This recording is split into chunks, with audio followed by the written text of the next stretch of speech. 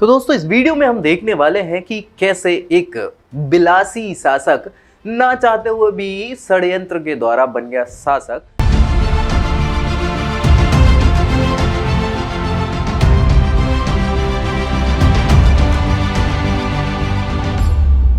हम जो बात करने वाले हैं वो बात करने वाले हैं इल्तुतमिश के बेटे रुकनुद्दीन फिरोज की। किसकी बात करने वाले हैं? रुकनुद्दीन फिरोज। किसकी? रुकनुद्दीन फिरोज। अब ये व्यक्ति जो है ये अपने आप में एक शासक रहा है मात्र 8 महीने के लिए 1236 एडी में। ठीक है, क्या है इसके पीछे कहानी? जैसा मैंने, अगर आपने देखा हो, एक वीडियो बनाया है वास्तविक संस्थापक वाला, जिसमें इल्तुतमिश के बारे में पूरी जानकारी आपको दी हुई है। तो मैंने बताया था कि लगभग 5 बेटे जो हैं, जो आते हैं कहीं ना कहीं विद्वानों की नज़रों में, हो सकता है ज़्यादा भी हो, लेकिन 5 बेटों में जो सबसे बड़ा बेटा था नसीरुद्दीन महमूद, जो सबसे योग्य शासक था या हो सकता था, वो एक्सपायर हो जाता है 1232 में। और इससे बहुत बड़ा आघात लगता है इल्तुतमिश को, चूंकि इसके बाद जो अगला व्यक्ति लगता था बड़ा सा कि भाई जो कर सकता है, तो अगला बड़ा बेटा जो था वो था रुकनुद्दीन फिरोज। लेकिन ये बहुत ही ज्यादा विलासी था। क्या था? विलासी। मतलब विलासी समझते हैं ना, कि अपने में मशगूल होने वाला, अपना मनोरंजन देखना है, अपना काम करना, भोग विलास में पड़े रहना, क्योंकि अपार संपदा आ चुकी थी, आपका नाम था, तो आप केवल भोग विलास में ही पड़े रहते थे। समझ रहे हैं? नशे पत्ती में लगे या फिर घूम फिराई चल रही है, इन्हें कोई मतलब नहीं है कि दुनियादारी में चल क्या रहा है, अपना सही चल रहा है, कोई समस्या नहीं। तो ये एक राजा के लिए बड़ी समस्या का विषय है कि एक राजा जो है उसको चौकन्ना रहना पड़ता है। अब भाई आप नशे में ही पड़े रहोगे, चौकन्ने कब रहोगे? ठीक है। सो ये भोग विलासी था, साथ ही साथ ना ही इसमें नेतृत्व की क्षमता थी, और ये कोई संकल्प, तो दृढ़ संकल्पी तो था ही नहीं व्यक्ति, बिल्कुल से। समझ रहे हो? अब दूसरी समस्या क्या थी कि इसकी जो माँ थी उसका नाम है शाह तुर्कान। क्या नाम है? शाह तुर्कान। सो शाह तुर्कान बहुत खूबसूरत महिला थी। अपने सौंदर्य के कारण, मैं सीधा सीधा बता रहा हूं, अपने सौंदर्य के कारण ये महिला जो है, ये पहले तो एक प्रकार से दासी टाइप की थी, मतलब, और उससे फिर ये रानी बनी, रानी से राजमाता के पद पे आ गई। राजमाता का पद समझ रहे हो ना, कि अब भाई कहीं ना कहीं इल्तुतमिश तो रहे नहीं, सो उनके जो पत्नी है वो राजमाता। बहुत सारी पत्नियां थी, एक दो नहीं थी, बहुत सारी पत्नियां थी जो जलती थी इससे। ठीक है, सौंदर्य के कारण ये कहीं ना कहीं ये उस पद पे पहुंची थी। तो बाकी की जो रानियां थी वो जलती थी और हमेशा घृणा करती थी। तो इन सारी घृणा से ये व्यक्ति को अब मौका जब मिलेगा तो कुछ तो करना पड़ेगा ना। तो ये क्या है कि हमने आपको बताया था कि दल चालीसा बन चुका था इल्तुतमिश के समय, उसने ही फाउंड किया था। दल चालीसा में एक तो अली इस्माइल था, एक एतगीन थे, जो उस समय तक के प्रमुख अमीर हो चुके थे, या जिनका उस समय शासन चल रहा था। तो यही लोग हैं, या इनका जो वजीर हुआ करता था इल्तुतमिश का, वो सभी लोग चाहते थे, वो चूंकि तुर्क सरदार ही थे और अपनी अपनी प्रतिभा के कारण ऊपर बढ़े थे, लेकिन बावजूद इसके वो एक महिला का शासन नहीं चाहते थे, है ना, क्योंकि महमूद रहा नहीं और बाकी के जितने बेटे हैं वो अयोग्य है। तो इल्तुतमिश ने अपनी मौत से पहले क्या कर दिया था?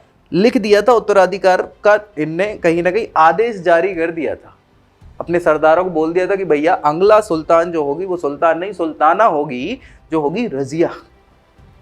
लेकिन ये दल चालीसा में सारे पुरुष प्रधान लोग हैं, या पुरुष हैं, वो किसी महिला के अंडर काम करें तो कैसे करें? ये बड़ी समस्या का विषय है।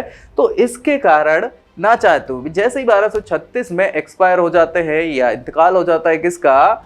माफी चाहूंगा, इल्तुतमिश का। तो वो दल चालीसा में षड्यंत्र जो चलने लगा, उसके कारण रुकनुद्दीन फिरोज को ही बना दिया गया सुल्तान।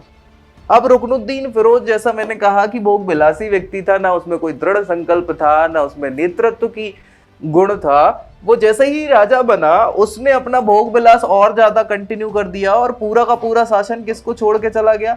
माँ को, कि माँ आप देख लो, आपको जैसा लगे ठीक है। अब माँ को मैं बता रहा हूँ कुंठा तो थी बचपन से इन द सेंस पहले से। क्यों? क्योंकि बाकी की रानियां तो जलती थी ना, और उन्हें पता था कि ये कैसे रानी और रानी से राजमाता के पद पे पहुंची सौंदर्य के कारण ही केवल, और तो कुछ हार नहीं।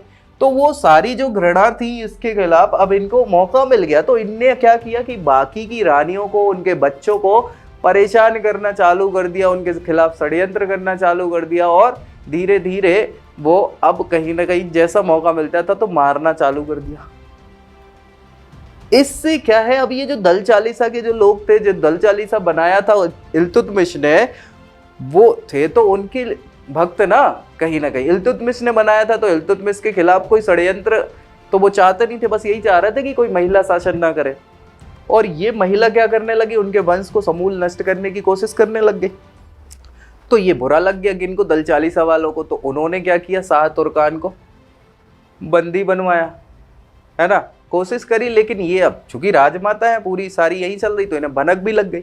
अब ऐसी कंडीशन में क्या है, धीरे धीरे विद्रोह होगा। कहाँ पे विद्रोह होगा, दिल्ली में विद्रोह होगा, और उसका फायदा उठाया जाएगा किसके द्वारा, यहाँ पे रजिया के द्वारा। ठीक है, सो रजिया सुल्तान की हम यहाँ पे बात करने वाले हैं। लेकिन कैसे कि रजिया सुल्तान ने क्या किया, देखो यार, इल्तुतमिश के समय एक बहुत अच्छा ट्रेडिशन चालू हो गया था, न्याय की क्षेत्र में उसने बहुत काम किया। इल्तुतमिश ने कैसे किया कि उन्होंने एक तो रात्रि के समय, दिन में तो अपने जितने भी सरदार थे या उल्मा टाइप के जो लोग थे, जो उस समय न्याय व्यवस्था देखते थे, उन सबको बोल दिया कि भाई न्याय की प्रॉपर व्यवस्था होनी चाहिए। रात्रि के समय क्या है कि वो घंटी बांध दी कि अगर किसी को जरूरत है तो आप क्या कर सकते हो, घंटी बजाओ, तो रात को जो उपस्थित होगा वो आ जाएगा, उल्मा वगैरह जो भी फ्री अधिकारी होगा वो आपको न्याय प्रदान करेगा। तो ये न्याय का अच्छा किया। दूसरा क्या है, कई बार तो ऐसा होता था कि आप लाल वस्त्र पहन के पहुंच जाओ न्याय की मांग करने, तो लाल वस्त्र से ही आदमी समझ जाएगा कि इसको किसी ना किसी न्याय की आवश्यकता है। और इस प्रथा का यूज करके रजिया क्या करने लग गई, माफी चाहूंगा, जुमे का दिन था, शुक्रवार था, नमाज अदा हो रही थी, और वो भैया उसमें पहुंच गई लाल कपड़े पहन के पूरी जनता के सामने। अब जनता समझ तो गई, क्योंकि ट्रेडिशन चल रहा था, लाल वस्त्र यानी कोई समस्या है, किसी न्याय की मांग चल रही है, और ऊपर से रजिया है। रजिया का नाम तो सबको पता ही था, क्योंकि वो चाहते भी थे कि रजिया को क्या करना है, सुल्तान उत्तराधिकारी बनाना है, जो बन नहीं पाई। तो उसके साथ गलत तो हुआ है। अब रजिया ने भाषण देना चालू किया, ऐसे भाषण दिए, प्रभावशाली भाषण दिए कि सब लोगों की आंखों में आंसू नहीं आए।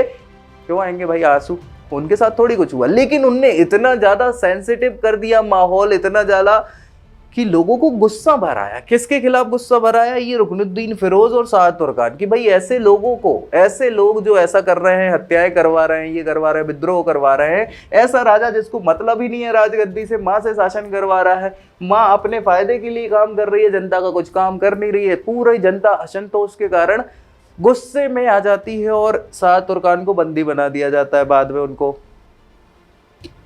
ठीक है, रुकनुद्दीन को भी। तो ऐसे करके पूरी जनता किसके सपोर्ट में हो गई, रजिया के सपोर्ट में हो गई। ना चाहते हुए भी रजिया को सिंहासन मिल गया, किसका, दिल्ली सल्तनत का। ना चाहते हुए नहीं, रजिया तो चाहती थी, लेकिन कौन नहीं चाहते थे, वो दल चालीसा वाले जो लोग नहीं चाह रहे थे, उसके सपोर्ट में नहीं थे। अब वो क्या कर सकते हैं, तो अब यहां से समस्याएं होंगी। तो ये भी अयोग्य शासक था रुकनुद्दीन फिरोज, जो ज्यादा शासन नहीं कर पाया। 8 माह का अधिकतम माना जाता है कि शासन इनने किया, और उसमें भी इनकी मां ने किया, शाह तुर्कान ने। उन सारे के बाद अब यहाँ रजिया का शासन आएगा, और चूंकि अब बहुत सारे लोग इसके खिलाफ हैं, तो इसीलिए फिर आपको कहानी भी प्रचलित है कि रजिया गुंडों में फंस गई, है ना। कैसे रजिया गुंडों में फंस गई, क्या मतलब है, बोलना क्या चाहते हैं लोग बाग, हम देखेंगे, चर्चा करेंगे नेक्स्ट वीडियो में। ठीक है, तो मिलते हैं नेक्स्ट वीडियो में, तब तक के लिए जय हिंद।